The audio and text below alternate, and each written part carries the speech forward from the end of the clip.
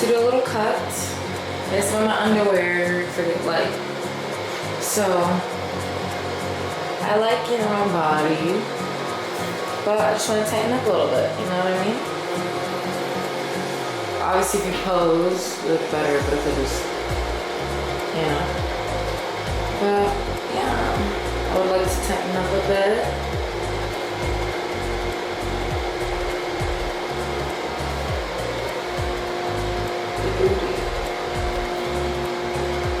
Wow. So yeah. Flex. Let's see how much you weigh. So we all hold our fat. It's called fat distribution in different areas. Girls who are skinny, naturally skinny and have big titties, they naturally distribute most of their fat through their breasts. Girls who store most of their fat in their lower body would be considered endomorphs. And you can look that up, body type, endomorphs. And then usually the characteristic of someone who's more athletic, genetically lean, they genetically gain muscle really quick, but they also genetically lose it just as quick. Usually the characteristic is shoulders wider than their hips. They usually have narrow hips and a very tiny waist, and just very athletic looking. Those are called mesomorphs. And then there's ectomorphs, which are like your basic, very tall, very skinny. They have a very hard time putting on weight and keeping it on. And they have a very hard time putting on muscle and keeping it on.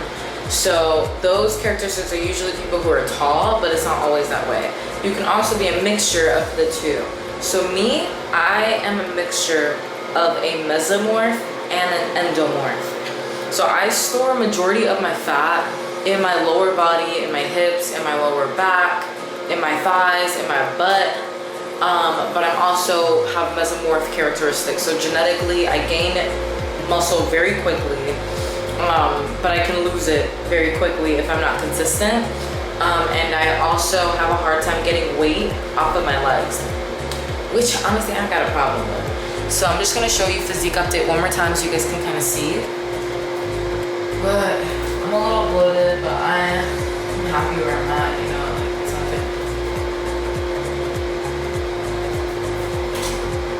I definitely needed that. The first thing I need to do is do cardio. That would be 30 min, groceries. I have sweet potato, I have rice, and yeah, I think that's pretty much it. Just need to grab that, and then I need to obviously shower, eat, pack for work, finish some extra client stuff. And then I'll pretty much go from there.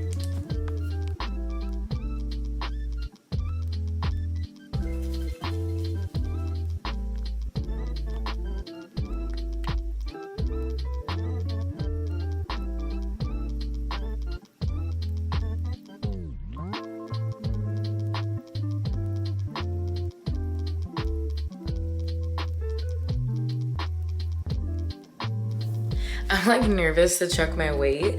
I don't really like to check my weight because I feel like my body will kind of show the progress in itself, and like then I can weigh myself. So I'm not gonna do that, but for the sake of this video and this whole challenge and everything, I'm going to like film it. I know myself, I know I'm gonna be like, but I just want to show y'all what we can do. So let me do that, and then I'm gonna go on this run. Okay, when you think you're gonna be like 140 and you're 134.8, what the fuck? That just shows how the weight on the scale is not everything, because I really thought I was gonna be like 140. But that also just shows that you're not gonna gain a bunch of body fat after a week or weekend of overindulging in alcohol and restaurant fun foods. Like, a lot of us think that like when we step on the scale, like, oh my God, we gained all of this and it's fat, and that's not true. Like, you would have to be overeating consistently. And most of us undereat and we think we overeat. So I probably underate this past weekend, which is why I weigh less than when I started. So that's kind of crazy. With that being said, I'm going to go do my cardio now. There you go. Oh, and by the way, got into a car accident yesterday. So there's that. I just got back from the groceries. I got some stuff. Just want to show y'all what I got. So I got the sandwich buns. They're sesame seeded. They have no artificial preservatives, no artificial colors, no high fructose corn syrup. So when you're looking at stuff and you're like, is it healthy? Like, how's that healthy? Like, if you're looking at bread and saying, isn't that not healthy for you? That's because you're having a good and bad mindset with food. And all food is good for you as long as it's made well. You know what I mean? So this, you know, of course it's processed, period. Most foods are processed in the way that they keep them, you know, preserved and stuff. But hey, this is not gonna make me gain fat. You know, I love burgers and I can make it fit into my macros. So why wouldn't I have it? And I love sesame seeded bread. And then I make these with turkey patties, 93% lean, 7% fat. I usually go for a 99 lean, but whatever. These breakfast ham slices are awesome because if you want to add them for your breakfast, they only have 1.5 grams of fat, 1 gram of carb, 8 grams of protein per 2 slices, guys. It has a lot of sodium, so that's the only thing. You'll just have to drink a lot of water. And then the same thing, a lot of people say they don't like cheese, they can't have cheese, whatever, but not one specific food is going to make you fat, guys. Like, it's an overall being in a calorie surplus. But for one slice, it's 7 grams of fat. So I'll probably just use one slice in my burger. And I like to go for the more as natural as I can. So this is Irish grass-fed mild cheddar Kerrygold. Kerrygold butter has a lot of CLA in it, which stands for conjugated linoleic acid, which shows some studies of helping aid in fat loss. So yeah, so I got that. And then I got these English muffins and your micronutrients. So the same way macros are protein, carbs, and fats, what would that make your micronutrients? That would be your veggies, your vegetables, your greens. These provide mainly vitamins and minerals, so they'll be very low calorie, but nutrient dense. So only 25 calories per serving, but they provide a ton of nutrients. So I like to add these in, obviously to get in my vitamins, but to help to keep you full, to keep you energized, help with your digestion. So yeah. I'm already started eating the fruit, but this is my little breakfast sandwich. It just has 1 piece of Canadian bacon, half of an avocado, a little bit of egg white, and English muffin. And then I ate all the fruits that were on the side already.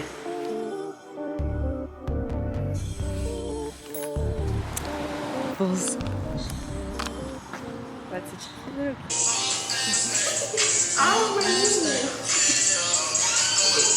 Sit up right like this. Stop right there. Take a picture. I can't. Now you really need to stress up like a man. I don't stress.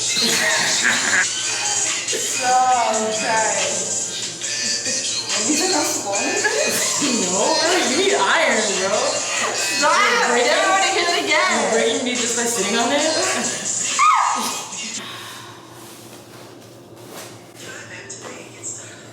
Did you just do... I don't ever want to see that again.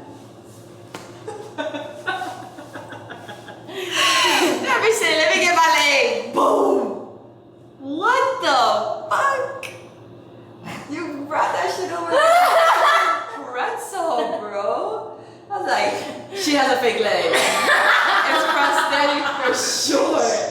So she just detached that shit and brought it back to the other side. And then you told me, fuck, this just happened. Don't ever do that.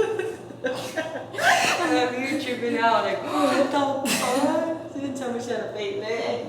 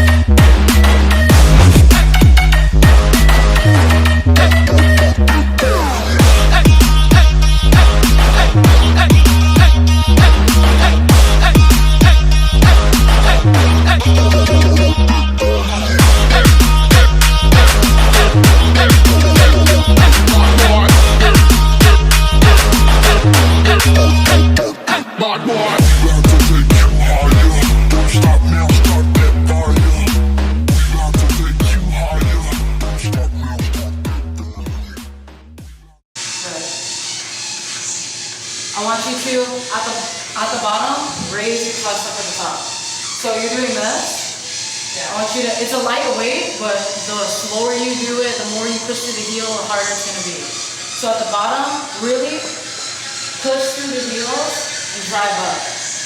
I like to keep my upper back like a little bit, you can see like it's a little hunched, because it makes everything go so glue. So all those little movements, good. Good, drive.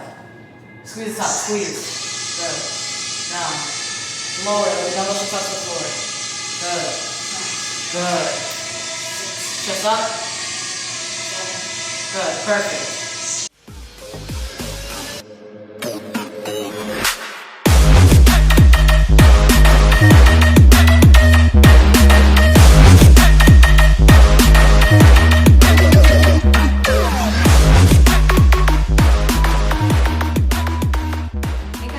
So I just got back from the pool, got a nice little tan. It was nice. I had some champagne, some Prosecco, was chilling, and it was really nice. Yeah, so I am cutting, as you guys know, but I wanted to talk a little bit about my plan for cutting and how to set up your own cut for yourself. So cutting does not have to be miserable. It does not have to be where you are doing a bunch of cardio and cutting out your favorite foods. And I know it's very hard to get over that fact and do keto and do paleo and do all these, you know, diets that don't even fit your lifestyle. You're just doing them to get results, but you think, you know, you might get results, but what's the point of getting results if they don't last a lifetime? And when you want them to be sustainable and to last, you need to be strategic, you need to be patient, you need to be consistent. You need to have grace with yourself and self-forgiveness and self-awareness, because it does take some effort. If it's not in education and changing your habits, it's with, you know, making sure that you're not punishing yourself and rushing into a cut because you want to get fat off. And like, you know, you just have to have a why deeper than something aesthetic. And that's grand for me to say, as like my whole life has been, my motive for wanting to be healthier was for physique purposes. But what woman, you know, hasn't looked at their body and, you know, whether it was perfect or what you would consider perfect or not, and just found something wrong with it. So no matter how, you know, beautiful or amazing your body is, if you can still find something wrong with it, that's, and like something you just absolutely like, whether it's your arms, like this and that, you can want to improve yourself, but still show yourself love. And what I'm getting to is, the way that I'm pretty much setting up this cut is very conservative drop in calories. So I was about like 2,000, 2,100 calories is like my maintenance calories. So that's how much calories I can consume and maintain the weight that I'm at. So in order to find that, you need your height, your weight, and you can use any macro calculator online. Oh, that's funny. Okay, anyway. And what most people do, right? Because most people they know nothing about their own body's needs. And they go, I'm gonna go on a 1,200 calorie diet. That's just like the diet calories that most people, if it's not 1,200, it's 1,500, that people seem to just like they think that everything's gonna happen like that. That is called crash dieting. Crash dieting, unless you are 5'1" and below, you should never be consuming 1,200 calories, okay? Unless it's like for 1 week, 2 week, like very strategic. And I only did that like in bodybuilding. With that being said, I was consuming 2,000 or 2,100 calories to maintain the body that I was at. And I was at around like 137, 138-ish. So I put myself through what I would call a recomping phase. And recomping is like a nice scientific way to say tighten up and tone. Like recomping is literally tightening up and toning up just a little bit. Okay, let's say you're eating at maintenance. Say your maintenance calories is 2,000 calories and you just want to tighten up and tone. You do not need to go to 1500 calories or 1200 calories, because your body's gonna go from here to here and literally lose its shit, and you wonder why you binge eat and you wonder why you fall into the cycle, because you don't know. And that's okay, because I didn't know either. With that being said, you need to find your maintenance calories for your body type, your daily activity, whether you work a desk job or a server. All those things count into how much calories your body needs to maintain, and that'll be different for everyone. Going from there, you'll say, okay, I just want to tighten up. One, you need to see how much body fat do I have, because if you have a normal amount of body fat for your weight, you can tighten up and recomp by simply tracking your protein, increasing your protein. Okay, protein helps with satiety, that feeling of like being satisfied. Protein has the highest thermic effect of food, which means that your body burns the most calories digesting and metabolizing protein. It's about 20 to 35%, which is a lot more than fats and carbs. Okay, it tastes good if you cook it right, and it keeps you full, which helps when you're in a deficit. You know, you want to be full. Helps maintain muscle mass. The more muscle mass you lose, or lean body mass you lose at once, the more inclined you are to like overeat and binge. And in order to get those curves, you don't want to just get rid of all your weight, because weight loss is different than fat loss. What is she talking about?